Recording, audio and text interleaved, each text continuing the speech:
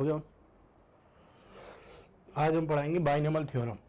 तो binomial theorem का मतलब पहला वर्ड इसमें है कि बाइनोमियल क्या होता है। तो बाइनोमियल का मीनिंग ये है कि जहाँ दो टर्म आ जाती हैं, जैसे कि ये कि x प्लस वाई, ये आपकी बाइनोमियल, ये बाइनोमियल टर्म है। दूसरा, अगर ये चीज़ इस तरह से आए कि x इंटू वाई, ये आपकी बाइनोमियल नहीं है, ये सिंगल है। क्यों? क्योंकि दोनों मल्टीप्लाई में आ रहे हैं। इसी तरह अगर ये लोग डिवाइड में आ जाए, जैसे कि x अपॉन वाई, तो ये भी आपका सिंगल टर्म मानी जाएगी, डबल नहीं मानी जाएगी।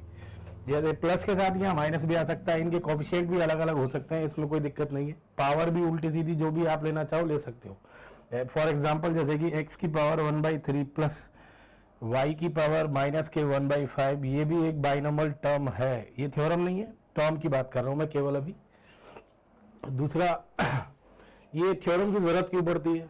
तो इस चीज में होता क्या है कि हम लोग करते हैं, जैसे कि x प्लस वाई की टोटल पावर हम लोगों ने लगाया 2, दूसरा x प्लस वाई की टोटल पावर हमारी रही 3, ठीक, या फिर x प्लस वाई की टोटल पावर हमारे पास है 4। तो इन सबको तो फिर भी हम लोग याद कर लेते हैं। दूसरा, ये इसको खोल भी लेंगे कैसे कि इसमें ये x प्लस वाई की टोटल पावर 2 है, इंटू में फिर इसको लगा देंगे। चलो, इसकी हेल्प से ये काम बन जाएगा। उसके बाद अगर इसकी जरूरत पड़ी तो फिर ये आ जाएगा x प्लस वाई की टोटल पावर 2 इंटू में फिर x प्लस वाई की टोटल पावर 2। तो इससे काम बन जाएगा। अभी बाइनोमियल की जरूरत नहीं पड़ेगी, बाइनोमियल की जरूरत पड़ेगी अपने को यहाँ। इसके बाद आप आगे बढ़ोगे, जैसे आप आगे बढ़ना स्टार्ट करोगे कि जैसे कि आपको जरूरत पड़ा इसका कि x प्लस वाई की टोटल पावर आपके पास 5y, तो फिर दिक्कत खड़ी हो जाएगी कि अब लाए कहाँ से। क्यों? क्योंकि इसमें फिर धीरे धीरे टर्म्स बढ़ने लगती हैं, मल्टीप्लाई करना बहुत लेंथी काम हो जाता है। इस चक्कर में फिर इस थ्योरम की जरूरत पड़ती है। तो ये होती है बाइनोमियल थ्योरम। अब इसको, ये थ्योरम का मतलब है कि इसको एक्सपेंड किस तरह से करें, इसका रूल क्या है।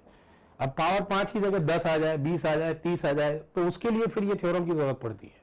ठीक, इंपॉर्टेंट टॉपिक है, आईआईटी में भी आता है। आईआईटी में बकायदा मेंस में 1 या 2 क्वेश्चन इसके आते हैं, एडवांस में 1 क्वेश्चन पक्का आता है। इस चीज का आप लोग ध्यान रखें।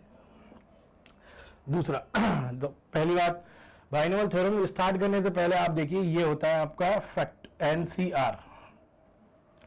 ये होता है कॉम्बिनेशन की n अगर अपने पास थिंग्स हैं, उसमें से आप r सेलेक्ट करने का जो मेथड है उसको हम लोग NCR से डिनोट करके लाते हैं। जैसे कि फॉर एग्जांपल इसको लिखेंगे 10C4, जिसका मतलब है कि 10 वस्तुएं हैं, उसमें से आप लोग 4 सेलेक्ट करने जा रहे हो। ठीक, तो उसके मतलब सेलेक्ट करने के तरीके कितने होंगे वो पूरा की पूरा ये नंबर डिनोट करके लाता है। या C जो स्टैंड करता है वो आपका स्टैंड करता है कॉम्बिनेशन के लिए, तरीके कि कितने तरीके हो सकते हैं आखिरकार। जैसे एग्जाम्पल के लिए इसी चीज को मैं यहां से देख लेता हूं कि 10 वस्तुएं मेरे पास है, उसमें से केवल मुझे एक ही सेलेक्ट करके लानी हो। तो उसके लिए फिर हम लोग इस तरह से आते हैं, जैसे A1, A2, A3, ये A10 फॉर एग्जाम्पल। इसको काउंटिंग अगर किया जाए तो पहले एक काम करिए, पहली वस्तु अगर लेनी है तो पहला ये एक इसी को ले लीजिए, तो ये पहला मेथड हुआ। दूसरा, फिर अगली बार फिर इसको ले लीजिए, इसको छोड़ दीजिए, आप इसको ले लीजिए, ये एक और मेथड हो गया। अगली बार फिर इसको इसको ले लीजिए, आप इसको छोड़ दीजिए। तो इस तरह से केसेस अगर देखे जाए तो टोटल आपके केसेस बनेंगे 10।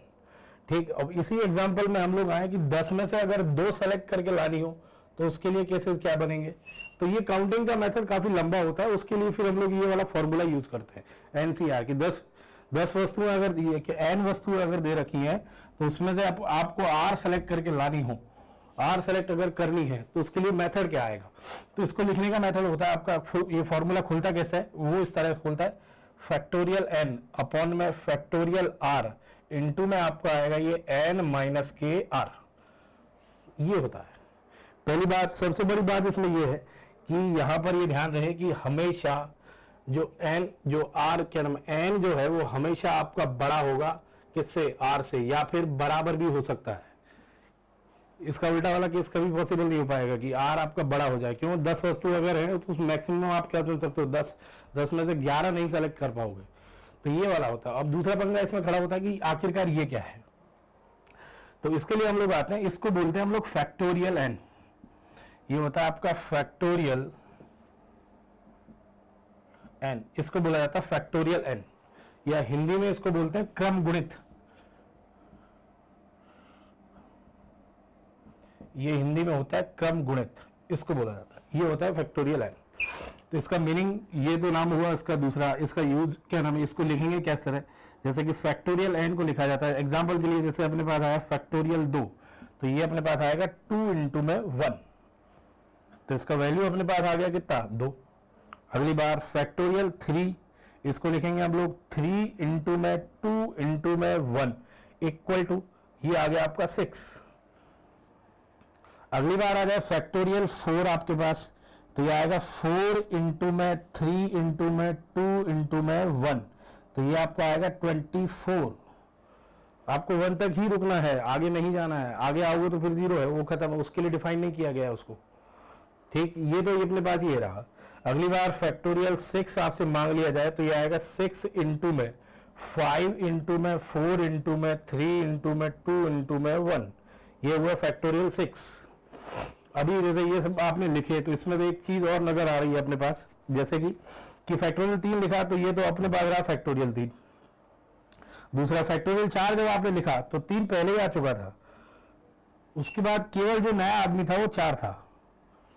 ठीक, अब जैसे इसी में बात करें फैक्टोरियल 6 जब आया तो फैक्टोरियल 5 पहले ही आ चुका था और 6 अलग से था। तो इसी को एज एक फॉर्मूले की तरह अगर याद करने की कोशिश करें तो फॉर्मूला अपने पास बनेगा ये, इसी चीज से देखा जाए तो फॉर्मूला अपने पास बनेगा ये कि फैक्टोरियल n इक्वल टू अपने पास आएगा n इंटू में n माइनस 1 का फैक्टोरियल। तो ये वाला ये यहां पे अप्लाई किया है, देखिए ये वाला। दूसरा, जैसे कि फैक्टोरियल 10 लिखना चाहें तो इसको आप लिख सकते हो कि 10 इंटू में फैक्टोरियल 9। जैसे कि 8 लिखना चाहें तो ये आपका आ जाएगा 8 इंटू में फैक्टोरियल 7। ये इनकी आगे बहुत जरूरत पड़ने वाली है, क्यों? क्योंकि एनसीआर का फॉर्मूला अपने पास ये वाला है, तो ये आएगा फैक्टोरियल n अपॉन में आपका रहा फैक्टोरियल r इंटू में फिर आपका आएगा n माइनस के r, ये आएगा। तो इसमें क्या है कि कई बार ये वाले फॉर्मूले बहुत ज्यादा काम आते हैं, क्योंकि ये चीजें नीचे भी फैक्टोरियल आ रहा है ऊपर भी फैक्टोरियल आ रहा है, दोनों के कटने के बहुत ज्यादा चांसेस होते हैं। ठीक, तो ये तो अपने पास रहा ही है, तो पहला फॉर्मूला अपने पास आता है यहां से। दूसरी चीज कि फैक्टोरियल n इस तरह लिखा जाता है, इसको इस तरह भी लिखते हैं, ये चीज आप ध्यान रखें कि n कभी भी नेगेटिव नहीं हो सकता है, ना ही रेशनल नंबर हो सकता है। n जो है वो हमेशा, ये ध्यान रखना, एक नेचुरल नंबर होगा। n हमेशा नेचुरल नंबर होगा, तभी वो फैक्टोरियल में आ सकता है, वरना फैक्टोरियल में नहीं आएगा। दूसरा, और एक चीज और डिफाइन की गई है कि वो है 0 का फैक्टोरियल, वो आपका फिक्स है 1 होता है। दूसरा, इसको इस तरह भी लिख सकते हैं हम लोग, ये 0 का फैक्टोरियल, इस चीज का आप ध्यान रखें। आगे बढ़ते हैं।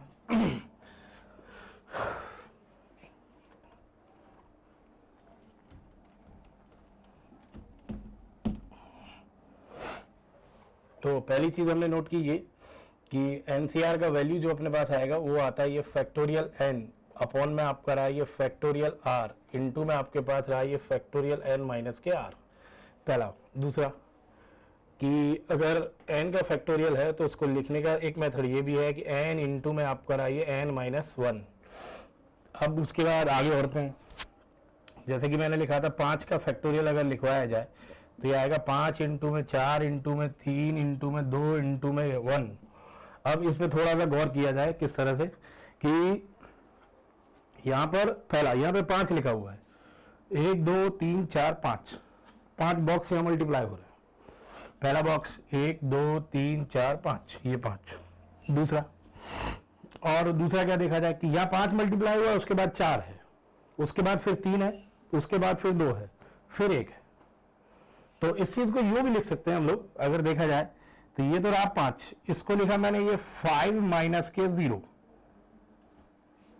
फिर अगला लिखा 5 माइनस के 1, फिर अगला लिखा ये आ गया 5 माइनस के 2, फिर आ गया 5 माइनस के 3, और फिर अगला आपका आ गया ये 5 माइनस के 4। अब नहीं लिखना है, ये ध्यान रखना कि 5 अगर है तो यहाँ 5 ही डब्बे आएंगे, तो ये पहला, दूसरा, तीसरा, चौथा, 5वां। अब इसमें 2 चीजें आप देखने की कोशिश करना कि पहला इधर देखना 5 का फैक्टोरियल तो 5 डब्बे मल्टीप्लाई हुए। दूसरा, जो आदमी मल्टीप्लाई हो रहा है वो डिक्रीज हो रहा है। 5 के बाद 4 आया है, 4 के बाद 3 है, 3 के बाद 2 है और 2 के बाद 1 है। जो मल्टीप्लाई हो रहा है वो तो डिक्रीज हो रहा है। दूसरा, अब जो मल्टीप्लाई हो रहा है उसमें से जो आपका सब्ट्रैक्ट हो रहा है वो इंक्रीज हो रहा है। यहां पर कि 5 में से पहले तो 0 गया, फिर कौन गया, 1 बढ़ गया। माइनस की नहीं बात कर, मैंने सब्ट्रैक्ट यूज कर लिया वर्ड पहले ही कि सब्ट्रैक्ट हो रहा है। पहले 0 हुआ, फिर 1 हुआ, फिर 2, फिर 3, फिर 4। ये इसका मेन फंडा है। क्यों? क्योंकि कई बार अपने को दिक्कत आई कि हर बार हम लोग इनमें नहीं खेलेंगे कि 5 का फैक्टोरियल आ गया इसका वैल्यू बता दीजिए, 6 का आ गया इसका, ये सब नहीं आएगा। मेन अपना काम, अब मैथ में हमेशा ये प्रॉब्लम आती है कि अपना जो काम चलता है हम लोग नंबर्स के साथ बड़े अच्छे से खेल लेते हैं, पर नंबर की जगह अल्फाबेट आ जाए। अब जैसे कि आगे आपने पास यही वाला कि n-r लिखिए, इसकी टर्म्स फंस जाएंगे, क्या करें? तो ये हमें पता होना चाहिए कितने ब्रैकेट आएंगे और हर ब्रैकेट में क्या क्या होगा, तो ये चीज जरूरी है। तो इसके लिए जैसे कि एग्जांपल के लिए यहां से आए, इसी चीज को हम लोग एक्सप्लेन करें। देखो कि n का फैक्टोरियल इक्वल टू, ध्यान रखना जो आदमी यहां लिखा हुआ है उतने तो डब्बे मल्टीप्लाई होंगे। दूसरा, जो आपका मल्टीप्लाई हो रहा है वो डिक्रीज होगा और जो सब्ट्रैक्ट हो रहा है वो इंक्रीज होगा। 0, 1, 2, 3, 4। अब ये चीज ध्यान रखना, जब यहां 5 आया है तो यहां आपका 4 है, उससे एक कम। अब इसको स्टार्ट करें तो ये पहला, इसमें से n में से अगर 0 सब्ट्रैक्ट करेंगे तो आएगा n। दूसरा, n में से 1 किया तो ये आएगा आपका n-1। अगला, फिर आपको आएगा n-2, फिर आपको आएगा n-3, फिर आपको आएगा n-4। अब इसमें सबसे बड़ी प्रॉब्लम कहानी रोकी कहां जाए, तो लास्ट वाली टर्म हर फैक्टोरियल में फिक्स होती है, वो 1 ही आती है। ठीक, तो इसी तरह आप चलते आइए, लास्ट में अपने पास आएगा n- और ये आएगा n-1। देखिए इस तरह से मैंने इसको लिखा है, ये n था, ये n-1, n-2 पहला। अब इसको काउंट कर लेते हैं कि टोटल हमने कितने डब्बे मल्टीप्लाई किए। 1, 2, 3 में बोल रहा हूँ, जब 2 आया है, 4, जब 4 बोला तो 3 है, 5 बोला है तो 4 है, n-1 बोला है तो n, तो टोटल n तो ये रहे। उसके बाद अगला, अब यहां से अगर आप यहां पे आए, दूसरा देखें तो ये आपका रहा n-1, n-2, 1 है, 2 है, 3 है, 4 है। आगे लास्ट में गया n-1, क्योंकि n था तो लास्ट वाली टर्म में उससे एक कम घटता है। जैसे कि यहाँ 5 में 4 घटा था, यहाँ n में से कौन जाएगा, n-1। तो ये कुल मिलाकर ये फैक्टोरियल का बेसिक फॉर्मूला है, इसी पे हम लोग काम करेंगे ज्यादातर। आप एक चीज ध्यान रखना, यहाँ ये वाली टर्म दरअसल में 1 है, क्योंकि ब्रैकेट खुलेगा तो माइनस माइनस कैंसिल होगा, माइनस क्या हो जाएगा, प्लस। ये है, इसको लिखने का दूसरा मेथड ये भी सिंपल, इसको हम लोग लिख देते हैं इस तरह से कि n इंटू में n-1 इंटू में n-2 डैश डैश करके लास्ट में आपका आएगा 3, 2, 1। ये इसको सिंपली हम लोग लिखते हैं, ये इसका फैक्टोरियल का मीनिंग। तो पहला फॉर्मूला था एनसीआर का कि फैक्टोरियल n अपॉन में फैक्टोरियल r इंटू में n-r का फैक्टोरियल। अगले वाला फॉर्मूला है अपना ये कि n का जो फैक्टोरियल होता है उसमें से n आप आगे निकाल दीजिए, बाकी जो बचेगा वो बनेगा n-1 का फैक्टोरियल। और फैक्टोरियल अपना खुलता है इस तरह से, अब कैसा भी नंबर आ जाए हम लोग खोल लेंगे नेचुरल नंबर, कि ये कि n का फैक्टोरियल इक्वल टू आएगा n इंटू में n-1 into n-2 up to ये वाला। ठीक, तो ये आपका रहा तीसरे नंबर का फॉर्मूला। अब अगले वाले पे आते हैं।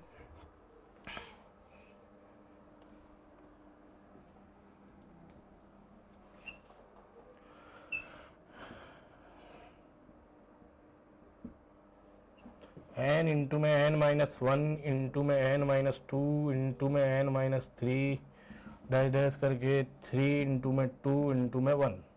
तो ये था तीसरा फॉर्मूला। अब अगले पे आते हैं हम लोग। तो इस फॉर्मूले में कुछ रिजल्ट निकालने की कोशिश करते हैं। सबसे पहला कि NC1 कितना आएगा, NC1 वहां से आते हैं। तो ये तो रहा आपका n का फैक्टोरियल अपॉन में r की जगह यहाँ 1 आया है तो ये आएगा 1 का फैक्टोरियल। उसके बाद फिर अपने पास आएगा ये, इन दोनों को सब्ट्रैक्ट कर दीजिए तो ये आएगा n-1 का फैक्टोरियल।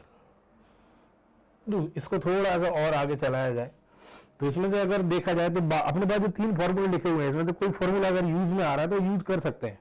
पहला इसके बारे में जानते हैं कि इसका फैक्टोरियल तो 1 आएगा।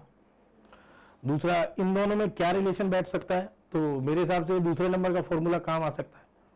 यहां से अगर आए तो ये n के फैक्टोरियल की जगह इसको लिखा मैंने n इंटू में आपको आ रही है n-1 का फैक्टोरियल अपॉन में 1 का फैक्टोरियल वो 1 है।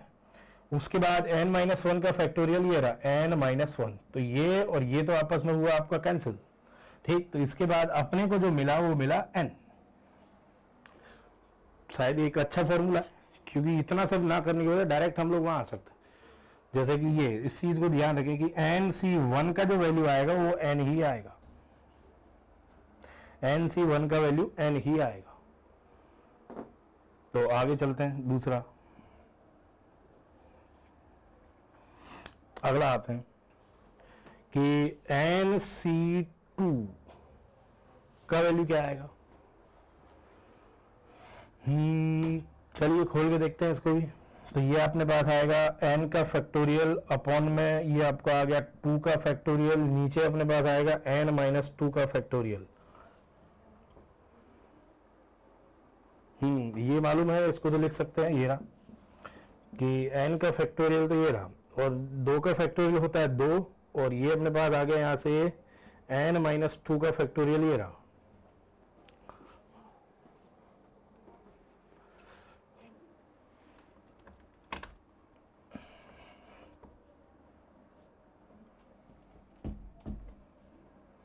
अब आगे प्रॉब्लम ये है कि इन फैक्टोरियलों को कैंसिल किस तरह से किया जाए या बनाया किस तरह से जाए। तो हम लोग के पास फॉर्मूला था ये वाला कि n का फैक्टोरियल इक्वल टू था आपका n इंटू में आपका रहा n-1 का फैक्टोरियल। इस पर अगर थोड़ा सा और ट्राई मारा जाए, जैसे कि यहाँ n आया था, तो अब मैं n की जगह में n-1 ले लूँ तो मेरे हिसाब से ये आएगा n-1 इंटू में आपका आएगा n-2 का फैक्टोरियल। मतलब जो है वो तो आएगा ही, उससे कम और आएगा उधर। तो अब अगले वाले में आप आए तो इस चीज को यहाँ से देख सकते हैं, इसी को उठाकर वापस लगा दीजिए आप यहाँ। तो ये अपने पास आ जाएगा n का फैक्टोरियल इक्वल टू में, तो ये तो ऐसे कि ऐसे रहा n इंटू में आपका आएगा n-1 इंटू में आपका आएगा ये n-2, ये रहा। यहाँ इन दोनों में रिलेशन निकल कर आ चुका है। तो ये अपने पास आया यहाँ से ये रहा कि nc2 इक्वल टू, इस वाले को यूज करो, ये आ गया n का फैक्टोरियल अपॉन में ये अपने पास रहा ये 2 इंटू में इसकी जगह, उसके बाद ये आपका रहा n-2। अब n के फैक्टोरियल की जगह यूज किया मैंने ये वाला, तो ये अपने पास आ गया n इंटू में n-1 इंटू में आपका रहा ये n-2 अपॉन में आपका आ गया 2 इंटू में आपका रहा n-2 का फैक्टोरियल। ये और ये आपस में कैंसिल हुए तो अपने को मिला n इंटू में n-1 अपॉन में आपका रहा 2। एक फॉर्मूला और मिला है। तो एक तो ये था और एक ये है। अभी 2 से तो कुछ खास पता नहीं लगा। nc1 इक्वल टू n हो गया, अगला nc2 equal to n into n-1 upon 2 हो गया। आगे चलते हैं।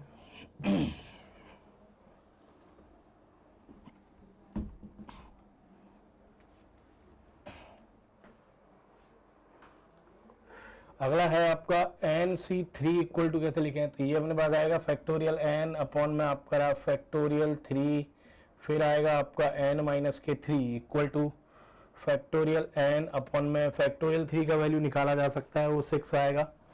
उसके बाद अपने पास है ये n-3। अब फिर वही पंगा जो पहले हुआ था, वहाँ जो प्रॉब्लम आई थी, तो वो प्रॉब्लम सीधा सीधा है कि इसको आप एक्सपेंड कर दीजिए जैसे होता है। ये आएगा n इंटू में n-1 इंटू में n-2 इंटू में आपका आएगा फैक्टोरियल n-3 अपॉन में ये आ गया 6 इंटू में आपका रहा ये n-3 का फैक्टोरियल। ये और ये कैंसिल हुआ तो अपने हाथ लगाया nc3, ये आपको आ गया nc3 इक्वल टू में n इंटू में n-1 इंटू में n-2 अपॉन में आपका रहा 6। यहाँ एक चीज गौर करने वाली है ये कि जब यहाँ 3 था ना तो वहां ऊपर 3 आदमी मल्टीप्लाई थे, जैसे यहाँ 2 था तो यहाँ 2 आदमी मल्टीप्लाई हुए ये रहे। और उसके बाद पहले, इससे पहले हम लोग लिखा था nc1 इक्वल टू में था n, तो इसको आप लोग लिख सकते हो इस तरह से कि ऊपर एक ही मल्टीप्लाई हुआ है। तो ये चीज अपने को यहाँ रिजल्ट में समझ में आने लगी है कि 3 है तो 3 मल्टीप्लाई होंगे, 2 है तो 2 मल्टीप्लाई होंगे, 1 है तो 1 मल्टीप्लाई होगा ऊपर। नीचे का और देख लेते हैं। ये जो 6 लिखा हुआ है, इसको 6 को शायद हम लोग लिख सकते हैं इस तरह से, 3 इंटू में 2 इंटू में 1, ऊपर 3 तो नीचे 3। ऊपर कौन आएंगे? जो है उसमें से कम करते रहिए। नीचे कौन आएगा? जो है उसमें से कम करते रहिए। अगला यहाँ पे ये 2 जो लिखा हुआ है, इसको मैं लिख सकता हूं 2 इंटू में 1, सेम। अगली बार ये 1 तो 1 ही रहेगा।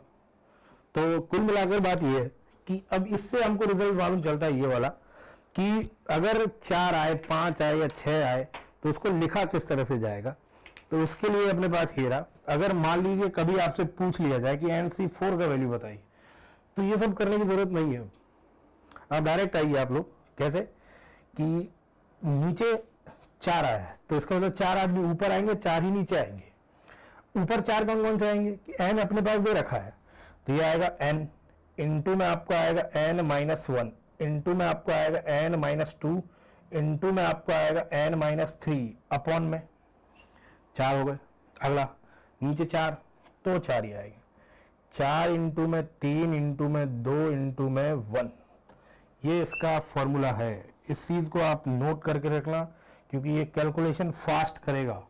क्योंकि एक इस प्रोसीजर से आओ थोड़ा टाइम लगता है, इससे आप आओगे तो बड़ी जल्दी हो जाता है। ये चीज आप ध्यान रखें। अगले वाले में चलते हैं हम लोग।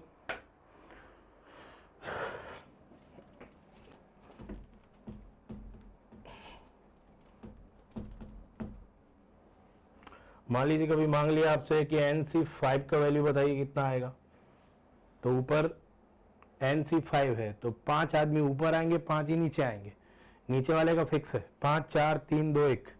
ऊपर वाला लिख लेते हैं हम लोग। ये आएगा n इंटू में n माइनस 1 इंटू में n माइनस 2 इंटू में n माइनस 3 इंटू में आपका रहा n माइनस 4, अपॉन में आपके पास आएगा नीचे 5 इंटू में 4 इंटू में 3 इंटू में 2 इंटू में 1। ये इसका फंडा है सीधा सीधा NCR खोलने का जल्दी से जल्दी तरीका, कि जितना नीचे दे रखा है उतना ही आदमी ऊपर, उतना ही नीचे लिखिए और मल्टीप्लाई करिए। अब इस चीज को यहाँ से थोड़ा सा अप्लाई करने की कोशिश करते हैं जल्दी जल्दी वैल्यू, कि 8C2 आ गया, 2 आया, ऊपर 8 है, तो ये आएगा 8 इंटू में 7, अपॉन में आपका रहा 2 इंटू 1, ये कैंसिल हुआ 4, तो ये आपको देगा 28। अगली बार आपको आ गया 10C3, तो इसको लिखेंगे हम लोग 10 इंटू में 9 इंटू में 8, अपॉन में आपका रहा 3 इंटू में 2 इंटू में 1। ये इससे कैंसिल हुआ, ये अपने पास ये 4 छोड़ गया, ये हुआ 12 और ये 10, तो ये आपका रहा 120। इस तरह से कैलकुलेट किया जाएगा जल्दी फास्ट। नॉर्मल तरीका भी है, फैक्टोरियल इसका ऊपर फिर इसका फिर इन दोनों का सब्ट्रैक्ट करके लिखें तो थोड़ा सा टाइम कंज्यूम होता है, उससे बचने की कोशिश करें, क्योंकि सारा बाइनोमियल में सारा खेल इस NCR का ही होता है और ज्यादातर क्वेश्चन इस NCR पर ही आएंगे, ये और ध्यान रखें।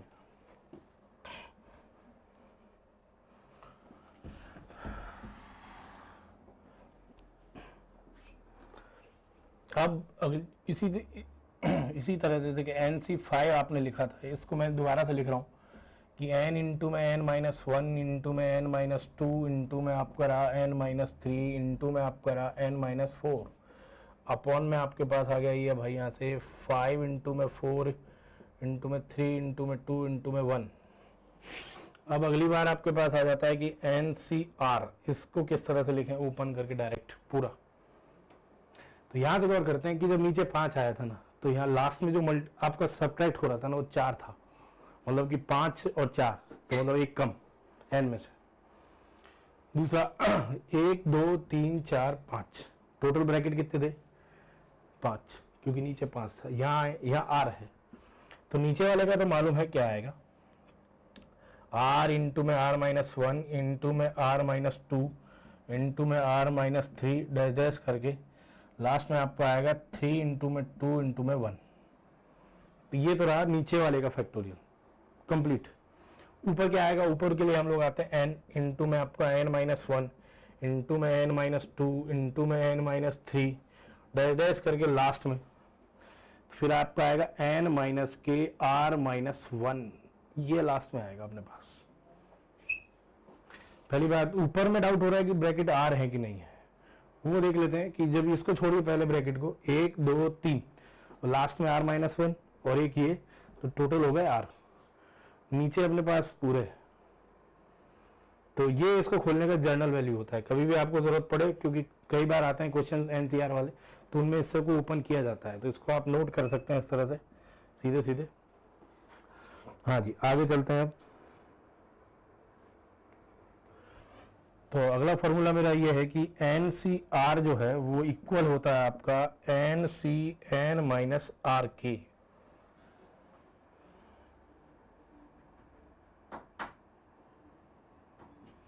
कैसे, इसका देख लेते हैं वैल्यू। तो ये अपने पास आएगा n का फैक्टोरियल अपॉन में r का फैक्टोरियल इनटू में आपका आएगा n माइनस r, ये रहा इक्वल टू। इस पे आते हैं तो ये आएगा n अपॉन में, अब आएगा नीचे वाले का फैक्टोरियल, तो ये आएगा n माइनस r इनटू में, इन दोनों को सब्ट्रैक्ट करिए, n में से n गया तो ये हुआ प्लस r, तो वो आपका ये रहा। तो यहाँ से देखा जाए तो दोनों बराबर हैं, तो क्यों, क्योंकि ये पहले आए आप पीछे आए, उससे कोई फर्क नहीं पड़ने वाला, मल्टीप्लाई में आप किसी भी तरह लिख सकते हो।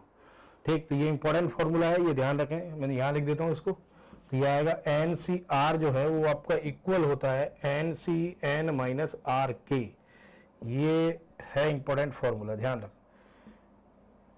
दूसरी बात, अब ये भी ध्यान रखें कि दो सी अगर आपके बराबर हो रहे हो तो इन दोनों का जो सम आएगा वो ऊपर वाले के बराबर होगा। जैसे कई बार क्वेश्चन में आ जाता है ये कि n c x equal to, मैं आपको करा यहाँ से एन सी वाई, तो एक्स और वाई में रिलेशन मांग लेता है। तो पहला रिलेशन तो ये बोलता है कि ये दोनों फोटो बराबर हैं, तो सीधा सीधा है कि जगह वाले जगह के बराबर आएगा, तो एक्स बराबर तो वाई है, एक रिलेशन तो ये। दूसरा रिलेशन ये कि इन दोनों का जो सम आएगा उसके बराबर आएगा, तो ये आएगा x plus y equal to, मैं आपको करा एन। इस पे क्वेश्चन आते हैं, इस चीज का आप ध्यान रखें। ठीक,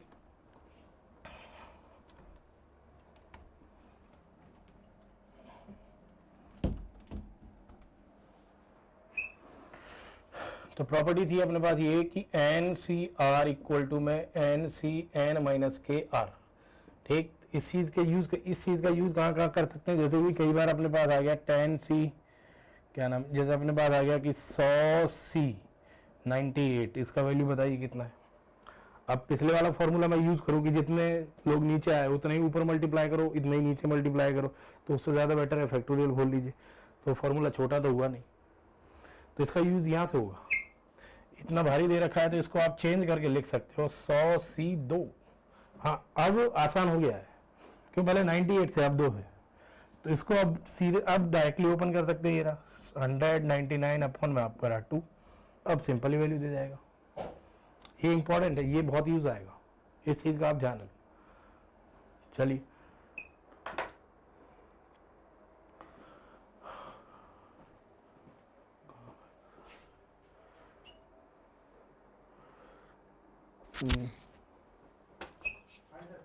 हाँ, अब एक बार दिखा दो मेरे को जो भी है। गर्मी तो रहती है इसमें अभी भी, गर्मी तो सिर्फ एसी, बाहर क्या शीशे है ना उस तरफ, क्योंकि तो लाइट ज़्यादा है तो सही है इसके लिए।